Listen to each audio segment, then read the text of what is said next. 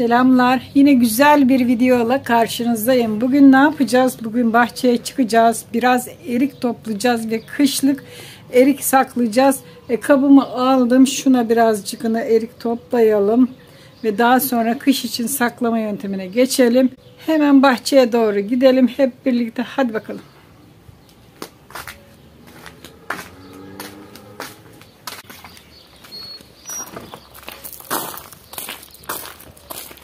Evet. Şöyle bahçemize geldik ve erik ağacımıza geldik. Hadi bakalım. Hemen başlayalım eriklerimizi toplamaya. Şöyle kabımı aldım.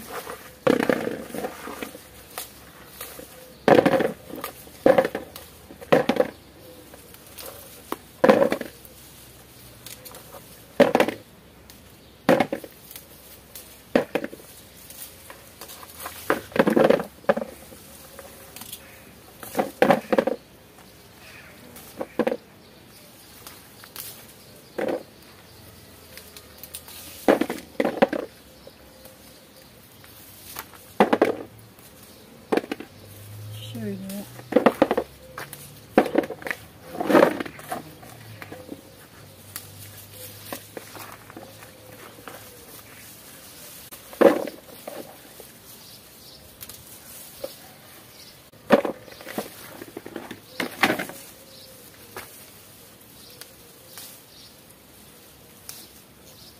Şöyle gösterelim. Eriklerin güzelliğini görüyorsunuz mu?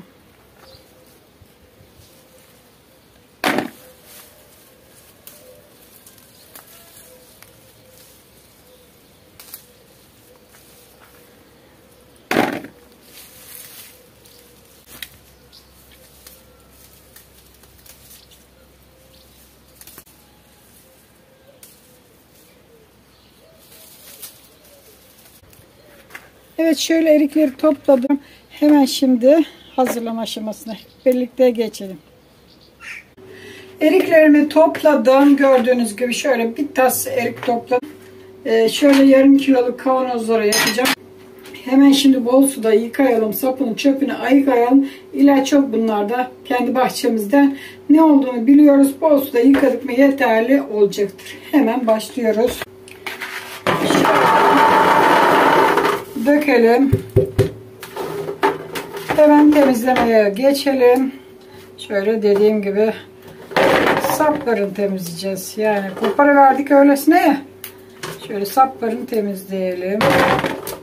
Kışlık içine hazırlıyoruz arkadaşlar. Bunu hani hamile olan olur, can isteyen o anda bulamazsınız. Aşırı pahalı bulsanız bile ama birazcık yapıp koyabilirsiniz böyle kış için kavanozlara. Hem çuvalla yapmayın da şöyle birkaç kavanoz yapın. Çok acil durumlarda çıkarıp yemek için. Hemen şimdi şöyle sapları temizleyelim. Kendi bahçemizden topladık. Şöyle bir kap topladık.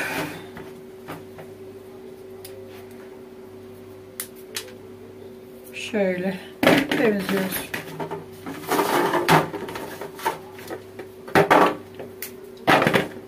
Kütür kütür papaz eriyor bunlar. Tatlı.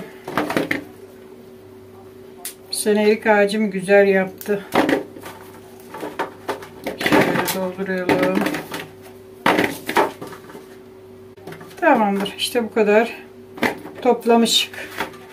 Bunları burada da varmış. Çöpe atacağız. Bunlar çöp. Hemen onları alıyoruz. Şimdi bol suda yıkayalım. Hemen şimdi suyun altına koyalım.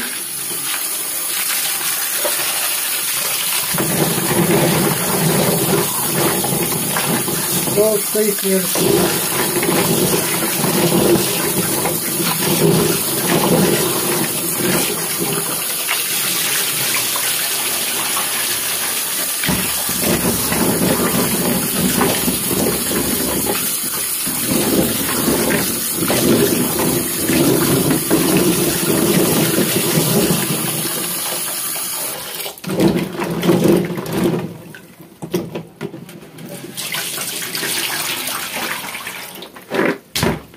daha yıkayalım.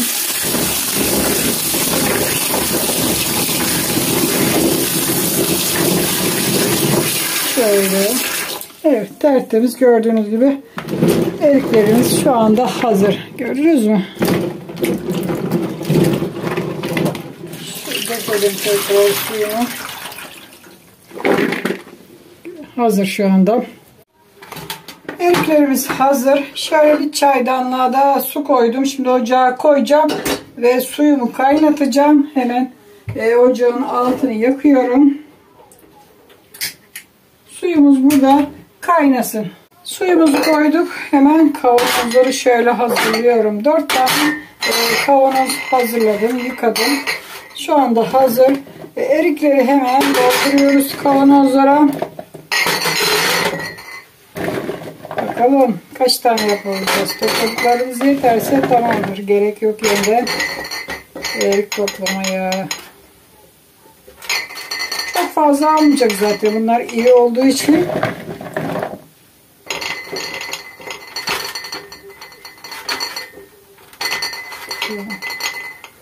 Şöyle yerleştirdik. Bir tanesini hazırladık.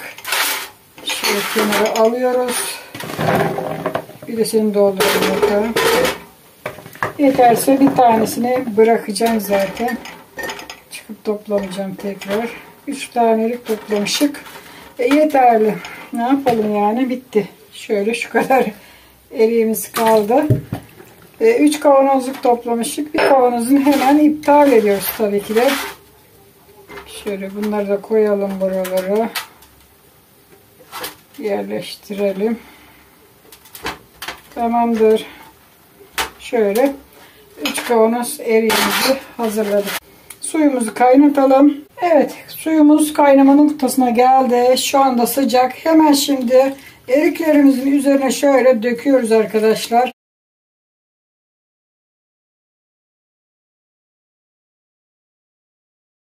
Şöyle kapakları da koyalım. Bu şekilde biraz beklesin ve kavanozlar şöyle bir sıcak olsun. Suyumuzu tekrar ocağa koydum. Soğumasın. Şöyle bir 10 dakika bekletelim. Bunları dökeceğiz sonra. 10 dakika bu şekilde beklesin. 10 dakika bekledik. Şöyle biraz eriklerimizin soğuğu gitti diyelim. Sıcağa dönüşmeye başladı. Döküyoruz suları tabii ki de. Şimdi tekrar sıcak su dökeceğiz. Yani eriklerimizin soğuğu gitti tabii. Biraz sıcak oldu. Hemen şimdi bir daha yapıyoruz aynı işlemi. Garanti olsun diye arkadaşlar. Yoksa bir kerekte de olur ama birçok arkadaş yapamıyor bunu. Bozuldu diye fıydırıp atıyor. Yazık, günah olmasın. Hemen şimdi tekrar kapatıyoruz. Yine bir 10 dakika bu şekilde bekletiyoruz. Kapakları güzel tutsun. Atma yapmasın, garanti olsun diye şöyle sıcaklığa alıştıralım. Eriklerimizi 10 dakika tekrar tutuyoruz. Hemen şimdi yine 10 dakika tuttuk. Kavanozlarımızın içindeki suları tekrar döküyoruz. Garantili yöntem gösteriyorum size arkadaşlar. Bozulma yapmaz. Bu yöntemle herkes yapsın ki kış aylarında can istediği zaman hemen açıp tüketin. Yani daha küçük kavanozlara da tabii koyabilirsiniz. Ben 3 tane kavanozu yaptım. 4 niyetlendim. 3 oldu. Olsun. Şimdi her bir kavanoz için bir tatlı kaşığı şeker. Bu şeker neden konuyor demeyin. Şeker asitlenip foşlamasını engelleyecek. Bunu unutmayın. Koymazsanız foş foş akar. Şöyle bir tatlı kaşığı da tuz. Bakın. Şöyle tuzunu da ilave ettik. Ve ocak alıyoruz, ocaktan sıcak suyumuzu. Hemen muhakkak şekeri koyun. Muhakkak. Çünkü foşlayıp dışarı taşmasını engelleyecek. Asidi kesecek. Bunu unutmayın. Hemen şöyle döküyoruz. Turşu değil, bu normal yemelik erik. Hemen açacaksınız. Canınız istediği zaman, olur ya, hamile tanıdıklarınız vardır. O anda canı erik ister. Pazarda teşbihas alınacak gibi değil. Yani onlara vermek için öyle kilolar, çuvallar dolusu da yapmanıza gerek yok yani. Her şey zamanında yansın, daha iyi. Bakın bu şekilde sıcak sularını da koyduk. Şu anda suyumuz sıcak. Şöyle gösterelim. Dumanın üzerinde tütüyor ve suyumuz sıcak. Tam dolduralım. Yani yukarı çıkmaması lazım. Kapağın güzel kapanması lazım. Bu şekilde doldurduk. Şimdi kapaklarını da kapatıyoruz. Yan elim. Şöyle bir geri iki ileri demiş. Bu şekilde kapatıyoruz. Şimdi sıkı sıkı kapatma zamanı geldi. Sıcak olduğu için hemen ben şimdi bir bez yardımıyla şöyle var gücüme sıkıyorum. Güzel kapanması lazım ki kapak atmasın. Üçüncü kez sıcak suyu koyduk, döktük. 2 kere, üçüncü de dökmedik tabii ki de. Bu şekilde saklayabilirsiniz istediğiniz zamana kadar. Dolaba koymanıza gerek yok. Güneş görmesi yeterli. Şimdi güzel bir sıktık ya. Şöyle bir çalkalayalım ki dibine indi attığımız şeker ve tuzlar. Bunları bir çalkalayalım. Erime yapsın. Normal yemeklik tuz koydum. Kaya tuzu yoktu. Olmaz mı? Olur. Bal gibi de olur. Olmaz diyenlere inan. İşte bu şekilde hazırlamış oluyoruz. Gördünüz mü? Zaten sıcağından hemen bu vakumlanacak. Ters kapatmayacağım bakın. Gıda mühendisleri bana özellikle ters kapatmamam gerektiğini, bu şekilde de kapakların tutacaklarını söylüyorlar ve ben de onları dinleyeceğim bu sefer ve ters kapatmıyorum. Bakın oldukça sıcak oldu şu anda kapaklar. Karanlık bir ortama koyacaksınız ve kışın istediğiniz zamana kadar. Evet, erikleri hazırladım. Gördüğünüz gibi 3 kavanoz erik hazırladım. Dediğim gibi karanlık bir ortamda istediğiniz zamana kadar saklayın. Şu anda rengi yeşil ama bu sarıya dönecektir. Neden dönecektir? Çünkü havasız olan her şey normalde rengi sararır. Bunu unutmayın. Yeşil kalmaz. Şimdi yeni yaptık yeşil ama birkaç gün sonra bunların rengi bir hafif sarıya dönecektir. Bunu unutmayın. Niye sarardı? Yeşil kalmadı demeyin bana. Şöyle arka kameradan da çekelim. Bakın kapaklar içine göçmeye başladı. Bu şekilde tutacak kapaklar. Dediğim gibi rengi de hafif hafif daha sonra 2 gün sonra 3 gün sonra 1 hafta sonra sarıya dönecektir. Unutmayın. Çünkü kapaklardan hava almayan her bir sebze meyve ne yaparsanız yapın muhakkak rengi değişir arkadaşlar. Sarıya döner hava almadığı için. Bunu unutmayın. Hava alırsa da bozulur. Bunları kış için yemelik yaptık. Mis gibi bozulmaz, akmaz, sızmaz. Çünkü şekerini koyduk. Garanti olsun diye sizlere ayrıntılı bir şekilde tarifi veriyorum. Umarım denersiniz ve yaparsınız. Kış aylarında da kütür kütür yeşil erik yersiniz.